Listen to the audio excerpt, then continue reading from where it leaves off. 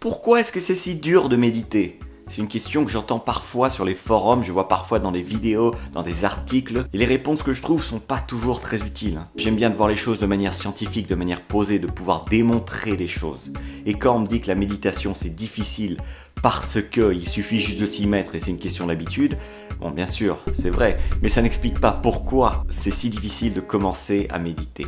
Et la science derrière ça, c'est que vous savez que dans le cerveau, il y a une partie qu'on appelle le néocortex. Et donc le néocortex utilise nos 5 sens pour constamment traduire cette réalité du monde extérieur.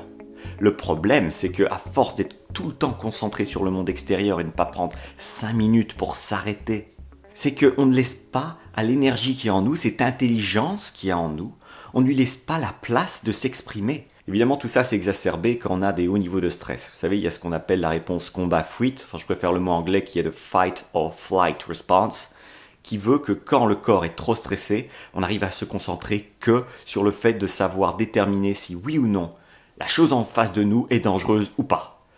Si oui ou non la chose en face de nous va nous apporter quelque chose de matériel ou pas.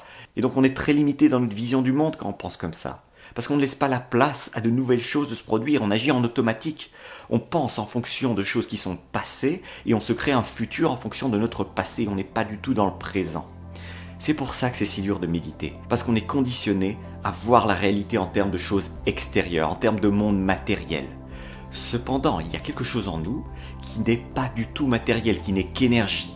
Et cette connexion, quand vous asseyez 5 minutes, 10 minutes, 1 heure pour méditer, vous vous mettez en contact avec cette énergie, vous permettez au corps de faire le ménage à l'intérieur et de se déconnecter de tout ce monde matériel pour devenir plus léger à l'intérieur, pour devenir plus énergie que masse, pour devenir plus volatile que plomb. Alors si vous avez des problèmes avec la méditation, vous trouvez que c'est un peu trop dur, que vous procrastinez par rapport au fait de méditer, que vous n'en avez pas fait une habitude long terme, une habitude quotidienne idéalement, c'est que votre néocortex vous rend esclave de cette réalité du monde externe. Et quand on est en automatique, quand on est constamment en train de trouver une signification dans le monde externe, dans ce qu'on voit, c'est difficile de créer une nouvelle réalité pour soi-même. Et c'est difficile de trouver des solutions à des problèmes qui ne sont pas encore résolus en ouvrant les yeux. C'est justement là qu'il faut faire marcher son imagination et être plus en un état méditatif, un état léger, qu'un état où on est complètement dans le solide, dans la masse, dans cette réalité qui est trop lourde que pour pouvoir envisager une solution à un problème qui n'est pas encore présent. C'est tout pour cette vidéo, j'espère vous encourager à continuer vos méditations si vous méditez régulièrement. J'espère vous encourager à juste commencer à méditer si vous ne l'avez jamais fait, même si c'est juste 5 minutes de méditation. La méditation, ça peut être aussi simple que de se concentrer sur sa respiration en fermant les yeux.